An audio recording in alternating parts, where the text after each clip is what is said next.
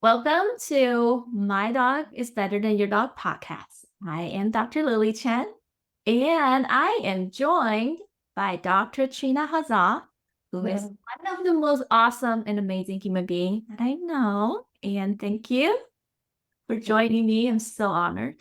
thank you for having me. Dr. Hazan is a board certified veterinary oncologist who also specializes in cannabis therapy. So tell me a little bit about that journey. How did you get interested in oncology and then went on to study cannabis? Oh, wow. So let's see. I got interested in oncology maybe 2004. I was in between my third and fourth year of vet school. I went to vet school in Alabama, this small little private school, Tuskegee University. We didn't have a lot of clinical learning because it was just out in the middle of rural Alabama. We didn't have a lot of clinics for small animals. A lot of it with large animals. I was an expert in large animals, but that wasn't what I wanted to go into. I needed a little bit more experience in the small animal realm. I decided to take that summer between my third and fourth year and drive up from Alabama all the way through Michigan and stop at veterinary schools and spend time at these veterinary schools. Tennessee was a place that was our first stop. I ended up going to the first stop with one of my classmates, one of my friends. We went to Tennessee and they asked us, "What do you want to do for the 4 weeks you're with us? You have to pick two different things." And I said, "I want to be an internist. I want to be an endocrinologist and learn all about hormones."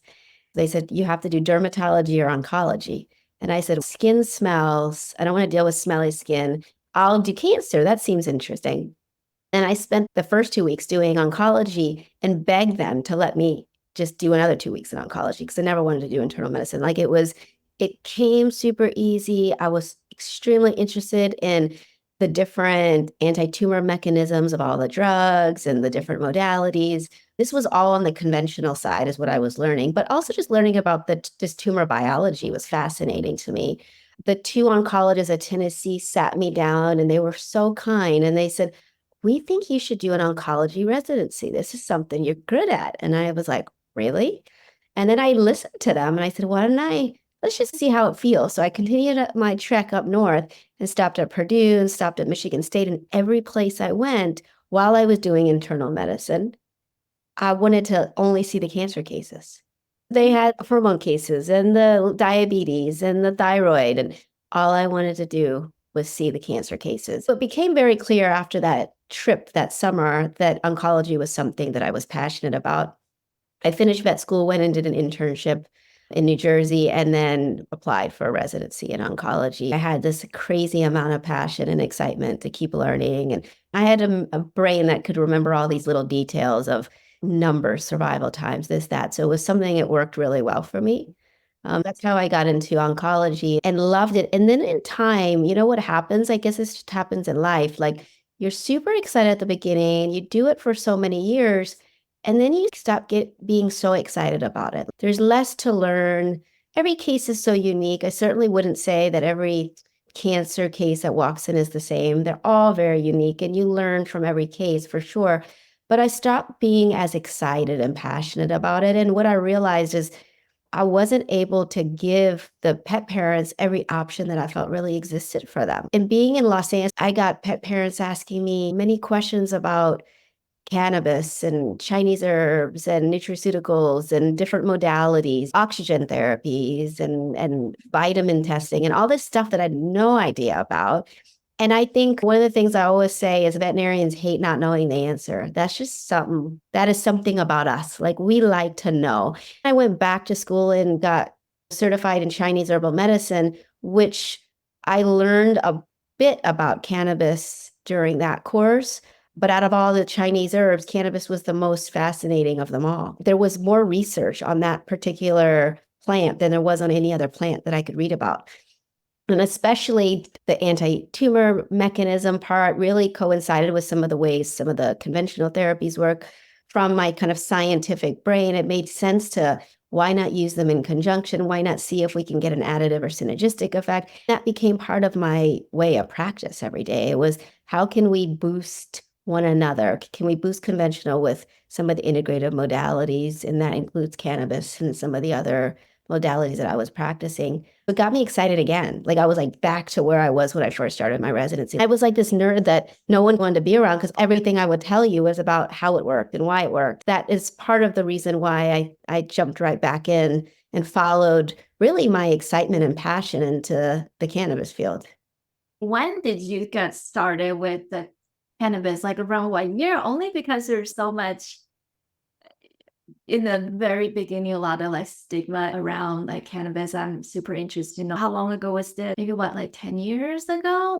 It was probably 2015. I finished my residency in 2010, doing mostly conventional for the first 3 to 4 years. And then I was dabbling in some of the other integrative and then really started to go in about 2015, 2016 for sure. I was starting to work on formulations and really think through mechanisms and how it would help specific cancers, certain clinical signs that patients were having. Can we support them in their nausea or appetite or pain or whatever it may be? It was mostly cancer at that time, but it was illegal. 2018 is when the Farm Bill got passed, which is the bill that allowed for hemp to be legal.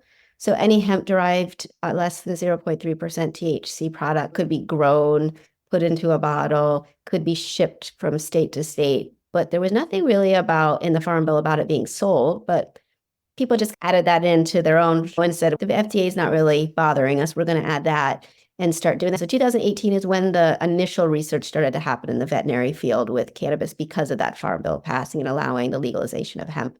A lot of the research on hemp, specifically CBD, started to happen.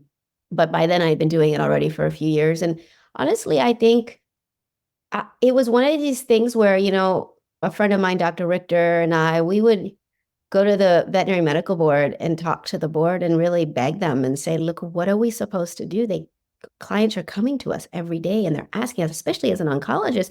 And he's a pretty well-known holistic vet. So people are coming from all over to see him and asking him questions. They would bring in cannabis products and say, what am I supposed to do? And yeah, maybe it's not legal for us to talk about. The veterinary medical board made that very clear. We can't even speak about it. But then the other side was an oath we took to protect our patients.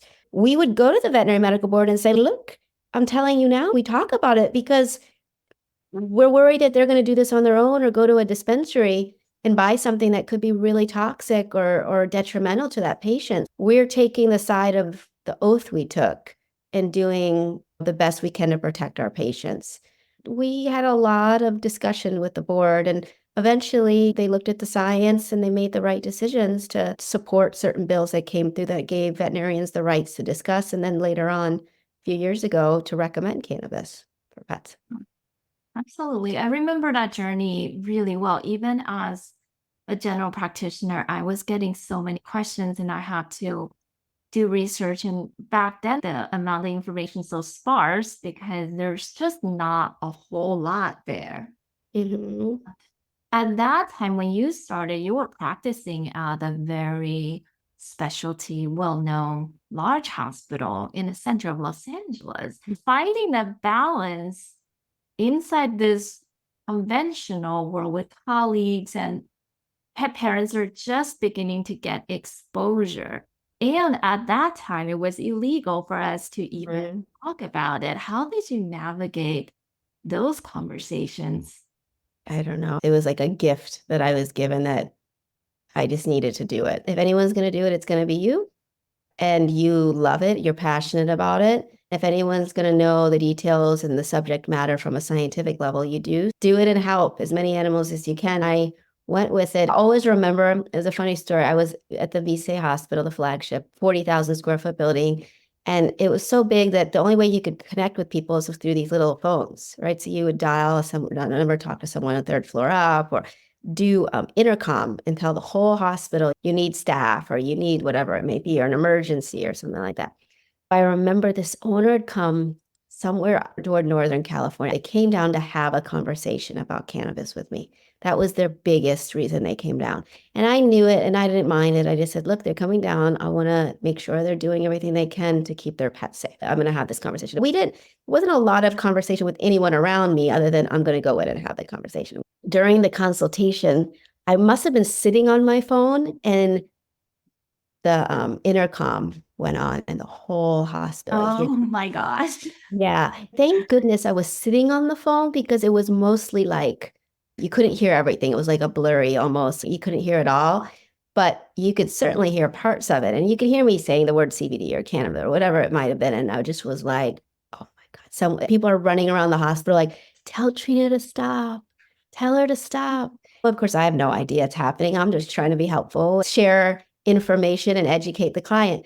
I remember thinking like something like this doesn't just happen. It's not a coincidence. It's happened to test me a little bit. Was I going to stop or was I going to continue to help the way I thought I needed to? Thank goodness nothing ended up happening. And VCA, I will say, and say this out loud for everyone to hear, they were very supportive. Anything that they knew that I was doing was really within the bounds of doing the right thing for the patient. There was no products ever being sold or anything like that. It was just more of an educational consultation, but they were very supportive of me. And so much so that I would lecture to some of the doctors there, and they were very open about that. They saw the need to educate really the doctors for the most part, and they were very supportive of me doing that. I think about that a lot and how much I appreciate them supporting me. That's where I started my veterinary journey, is in that same exact hospital. Yeah. I also grew so much from that as well.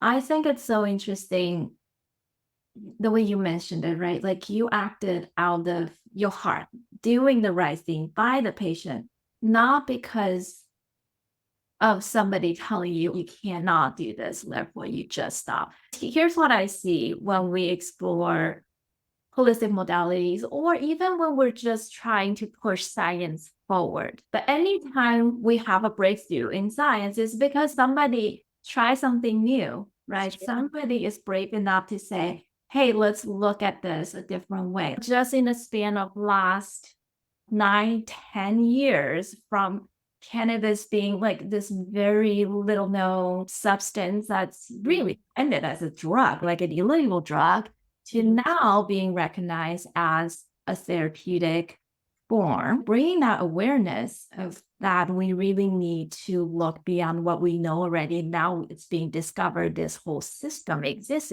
within us, and it can be so powerful in its healing properties. It's so interesting that sometimes I find that we put ourselves in a box, traditional cancer world. Sometimes you're given these options, and then if for some reason that isn't right for the family, they're not given anything else, sometimes in a conventional world. I Right. find we need to ask more questions, right? We need to push some of these therapies forward so the research will come, the evidence will come, and now we can have more and more options. Are there challenges still now that you find when you discuss cannabis? What are some of the biggest myths out there that when you're talking with people that are not as familiar with cannabis therapy, or like parents or colleagues, things that always come up that's just not true? I think the biggest myth that everyone says, isn't THC toxic? Isn't it going to make my dog die? And I'm like, oh my God, look at all this research. It's actually there's literally no known lethal dose of THC. Mhm. I would ask any veterinarian to look in the drug manual and find a drug that we use every day that doesn't have a lethal dose. I would say to you, sure, if given at large amounts, it can cause toxicity, but toxicity may look like a dog staring at a wall for an hour, or being a little paranoid, or urinating on it himself or herself, or having signs of intoxication or sleeping a little bit deeper, right? But also, there's a difference between intoxication and even just a little bit of psychoactivity, where psychoactivity is really just changing some of the chemistry in the brain. What you'll find is that just a little psychoactivity in some animals can actually make a really depressed dog or cat happy again. It Mhm. doesn't have to be a bad thing, right? So they say, I don't want my dog high. I don't want your dog high the way you think your dog might be high, staring at a wall or walking like it's drunk, but high could be that person that was really depressed and didn't want to go to the party, then had some cannabis or a gummy and now is feeling okay and ready to go to the party and be social and be happy. That doesn't have to be high in a bad way. These are the terms that we hear a lot about. Psychoactivity is not necessarily a bad thing. CBD that everyone thinks is so benign, you can put it in coffee at the local coffee shop is absolutely psychoactive. That's how it reduces anxiety and stress. When THC is dosed appropriately, it can really be remarkable in how much just having some THC in these products can be helpful. There are some animals that don't need it. If they have mild to moderate conditions, sometimes you don't really even need much THC or any. Some conditions will require a little bit more CBD to get what it would get with just a little less CBD and a little bit of THC, but you don't have to always have it. When you do have THC included, a lot of times it boosts the effects of some of those other cannabinoids, and you end up needing a whole lot less, have potential for less side effects depending on the dosing that you use. I'll give you a good example. Appetite stimulation, I always say, if it's going to occur in animals, it's going to occur because there's THC in the product. It's not going to occur because there's CBD. So you'll need a little THC. The problem I think right now is that what's the right dose of THC for that individual? Nobody knows. The dose that I will need and the dose that you will need to go to that party and not be the introvert, right? That would be totally different. You might need 3 milligrams and I might need 6, or vice versa. Dogs and cats are no different than any other animal species. It's very unique to your own makeup. Therefore, I can't say start at this dose because it will create this. There are times where I've had a Chihuahua take larger doses of THC than a Great Dane. I think age has something to do with it. I think comorbidities have something to do with it. Are they going to need a little bit more balance than the other? So I think a lot of what we do in the integrative side is a lot of balancing in general. Cannabis provides balancing. THC actually can help with balancing in a little bit more potent form than CBD can. A case where you need a little bit more balance, then THC is likely going to be needed more than CBD by itself. It feels to me a little bit of energetic medicine is what I call it, because it has to do with some of this is like personality, right? Like your own makeup, it's your constitution and metabolism. All these things will influence, and you don't truly know. I've seen you do the titrating and finding the right dose. Mhm. So, what are your best advice? Because, of course, the best thing is to be able to consult a specialist like you for being able to use cannabis. However, I think there are two challenges. One is that the products out there right now, especially for pets, are not regulated. It's not standardized, and not everybody's doing third-party testing. And maybe not everybody can have access to a specialist. What are some of your best advice in terms of just being able to find good quality products, safety precautions, dosages? What are some broad recommendations you can give? So this is what I would say. Don't ever buy a product unless there's a lab report. Just don't buy it. There's a ton of products out there. There's hundreds, by the way, products that exist that most companies are getting on board and publishing their certificate of analysis, which is just a third-party lab report that sits on the internet, and you could just check it with the batch that you currently have. Usually there's a batch number on the bottle, and you could just make sure that you have a lab report that says what's in there. One is that it's safe, that there isn't actually any contaminants like pesticides and heavy metals and microbials and things like that.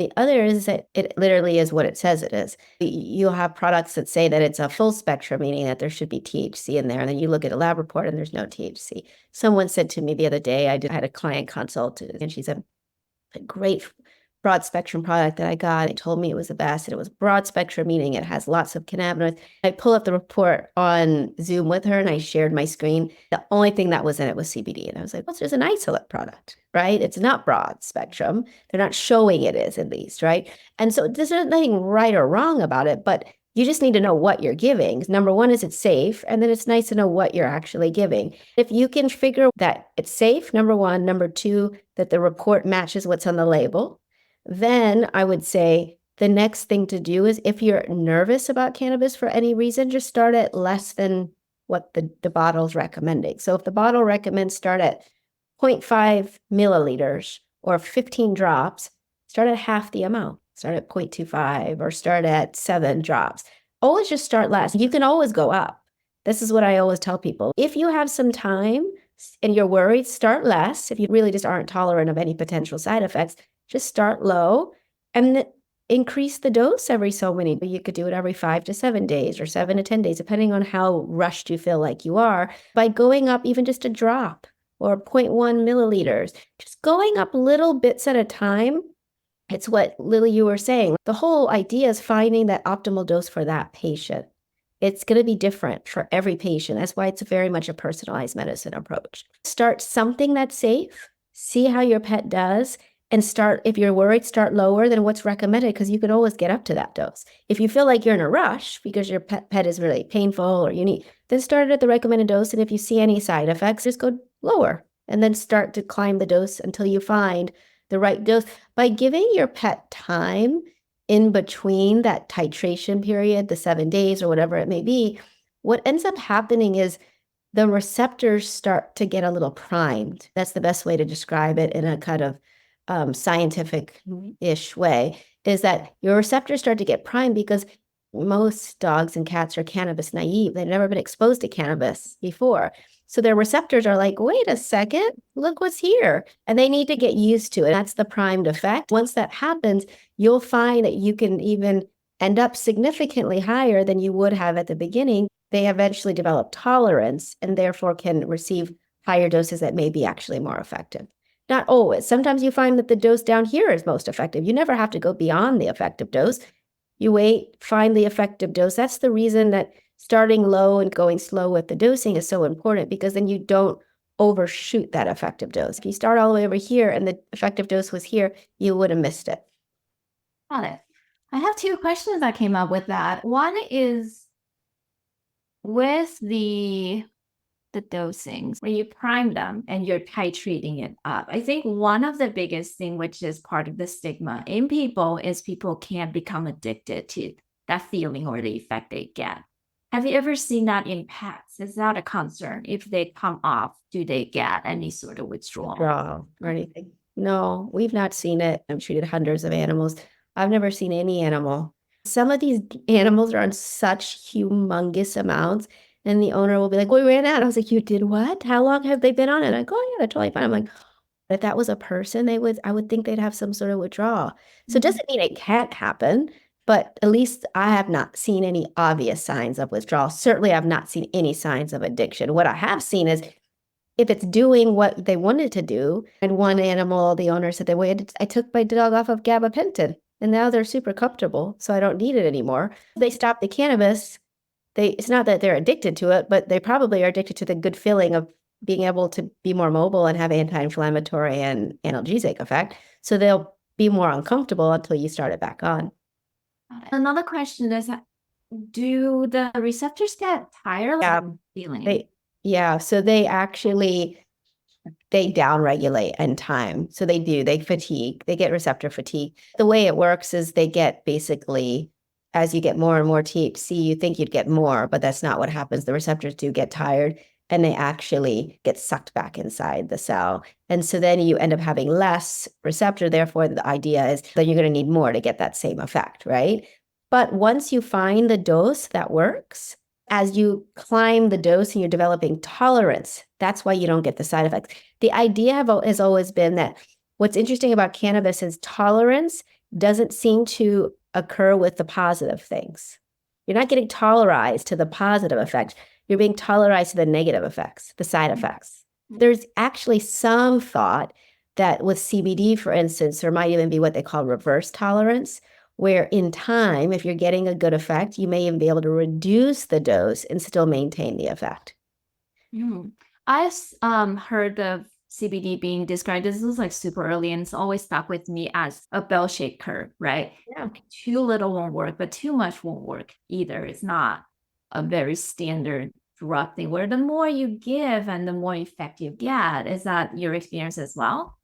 Not as CBD is more, I would say, is not really biphasic. Depends on if it's, I would say that any product that's full spectrum, that has some THC, the biphasic, CBD has the potential to be biphasic for certain things, like nausea would be a great example. And biphasic is what we're talking about. So like what you're describing, that bell-shaped curve, is biphasic. So I would say CBD at certain conditions can be biphasic, like nausea is a great example. So giving 5 milligrams, let's say, of CBD may not be enough. Or let's say you give 5 milligrams of CBD and it's reducing nausea. You give 10 milligrams of CBD, you make the nausea worse. It's not more is not better, right? With a full spectrum, part of the reason that we do that dose titration is if the top of that bell-shaped curve is the optimal dose, and you were to then take a full spectrum product, which is most products we're using nowadays, and you dose very high, you would overshoot that optimal dose on the top, and you'd end up getting not just it not working, but then you develop all these side effects. We have a case that we're treating together, and it made me think today, I wonder if we took this dog, because the nausea, the owner feels that the dog's nauseous. I wonder if we just reduce the dose and see, maybe we've gone beyond the optimal dose and we're now causing some nausea. THC for sure can do it, just like CBD, but this happens in people all the time. If they ingest large amounts of THC, one of the most common things, they not only are they like intoxicated, but they're also really nauseous. A low dose of THC treats nausea beautifully sometimes. So being able to find that optimal dose for the individual patient is part of the strategy and part of, I think, the success with cannabis. It just makes it more difficult than a pharmaceutical with a typical linear dosing curve where you know where to start and you know where to end and here's your range and stuff like that. It's one of those things that it takes an incredible amount of intelligence and specialization to actually do cannabis correctly. Like the more I learn, I feel like the less I know. I honestly think that doing cannabis medicine has been harder than anything else I've ever had to learn. Yeah. Like it is so, and I think I got it until I don't. So you gotta find the new things and bring it back. Where do you think? Do you see any very exciting future research that's coming or developing? What does that look like right now? Good news is it sounds like Biden is supportive of rescheduling THC. And if that indeed occurs, which hopefully it will, and essentially currently THC Schedule 1 along with heroin, meaning that there's no medical benefits seen, which we all know isn't true, considering there's 2 FDA-approved synthetic THC drugs that are used for chemotherapy-induced nausea and vomiting and for AIDS, anorexia, and for some other conditions. So clearly there is medical benefit of that compound. It seems to me that they've had a lot of support for rescheduling. What's going to change is the ability to do research. Because being able to ship a Schedule 1 drug to do research is exceedingly difficult because you have to have certain level of DEA clearance and I don't know, all the stuff that's not just what we would need to have to write a prescription, right? It would require a lot. And so you need to have a vaulted safe where all of the drugs go. It requires a significant, it needs to be bolted to the ground, and it's a lot that would require. But for something that's more Schedule 3, there will be a lot more flexibility in being able to do good research, and it will be good quality research because we've learned so much in the last so many years. So instead of doing this crappy research, we're going to be able to use high quality products, being able to do appropriate research where we can start to look at the clinical effects of them, not just saying in a petri dish, so in vitro or in a preclinical model like a mouse or a rat, that this might happen. No, we need to start seeing it in companion animals that we're treating every day and actually seeing the clinical effects of it and not just something that with CBD alone. Because I think that you're missing out on one of the other major cannabinoids that have the potential. We just need to be able to allow for research to point us in the right direction on dosing and things like that. And I think putting together the clinicians that are out in the field actually seeing these cases and then the researchers, you need to put them together because the researchers are just going to look at some of the human studies and try to follow them. And the clinicians will be like, wait a second, that's not how you do it. In dogs, what I've noticed is X, Y, and Z. So let's set up a clinical trial that actually has a design that hopefully will give us better guidance and come up with a positive result. I'm excited to see where it's going to go. I think that I am excited to be part of some of that research and really be able to support veterinarians all over the country, if not the world, starting to feel way more comfortable using it and having it in their toolbox so they don't feel like they're stuck with pharma products that sometimes have a slew of side effects that aren't gonna that in some cases are actually more detrimental than beneficial. And it doesn't mean that THC or CBD or cannabis product in general is always the best choice. It may not be a first line for many cases, but it just needs to be, I believe it needs to be an option and a more natural option. Are you aware of any other country in the world that are utilizing cannabis in a way? No, I think Mexico, they've been using it, but it really just seems to be they don't have products like we have. They can't put together ratios and put together different cannabinoids. They're really stuck with certain cannabinoids, like isolate type products. In Australia, I know there's some research being done there, but again, they're really stuck to very minimal. In Europe, they really can't touch much. Mm. I always am so grateful for number one, being here at this time to be able to do this, and not just in this country, but in the state. I'm grateful to be in California during this because this has allowed me to be able to do what I'm doing and feel a little bit more comfortable doing so without the kind of legal handcuffs that make me afraid like I was for a few years. I think it describes, maybe not to the degree with cannabis because of its history, but I think it describes a lot of our challenges when we're trying to do alternative medicine or holistic medicine. One of the biggest feedback or constructive criticism, should I say, big medicine has always been that, oh, these therapies are not scientifically researched or there's not enough evidence.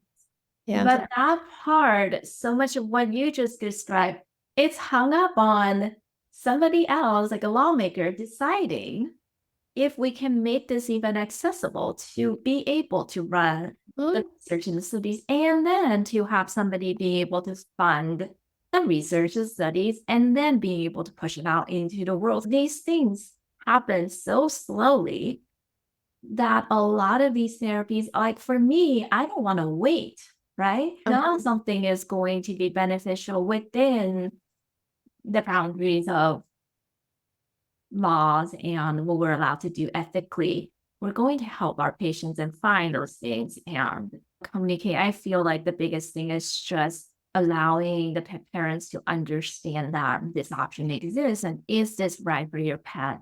Explore and talk about it with the specialist. Keep talking to us because that is part of this journey. This is what we're going to see down the road.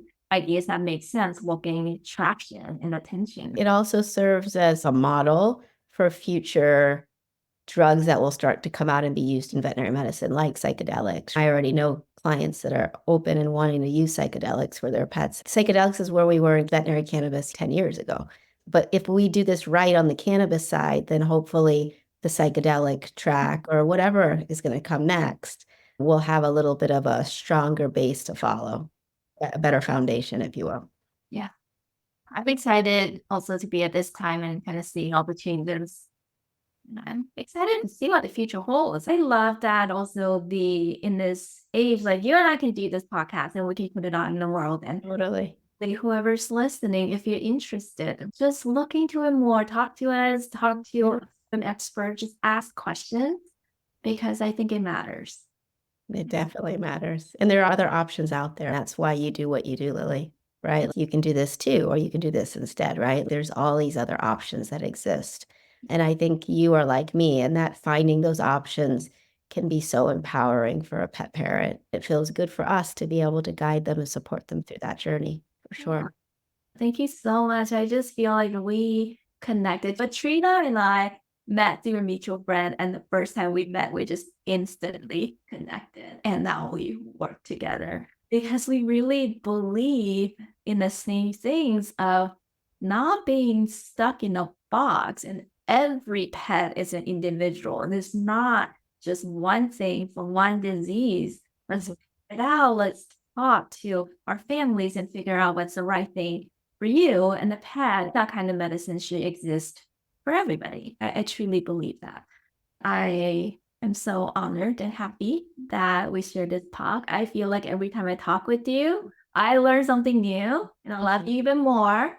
Oh, I love you too. I'm always more inspired after I talk to you. Works out. This will be the first of many, I'm sure. Where can people find you? Put in the show notes, but what's the easiest way for people to find you? Well, you could go to my website. It's Green Nile, green like the color, Nile like the river.org. And that's where I do cannabis consults for pet parents all over the world. I'm also fortunate enough to be at Integrated Pet Wellness. I see cases in person there and I do some telehealth there as well. So either place, I would be happy to help anyone. Great. If you're looking for Trina, that's where you can find her. And we will also put it in the show notes for you. Thank you so much, Trina. Thank you.